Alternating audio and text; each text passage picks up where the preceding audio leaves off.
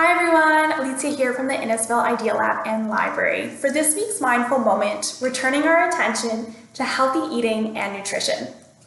Hopefully this stay-at-home period has provided you with the time to cook more healthy meals for you and your family. However, with the ups and downs that come with being in a pandemic, it's easy to get off track and go back to those unhealthy eating habits.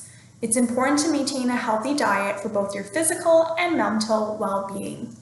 If you're getting tired of cooking the same meals and want to spice things up in the kitchen, the library has over 1,000 digital cookbooks that are available for free through our cloudLibrary resource. Try some new dishes for you and your family.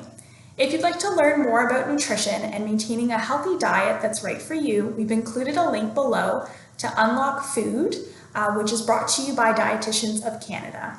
Share your healthy recipes and meal planning tips with us in the comments below. We always love to hear from you. Thank you, and we'll see you next time. Bye.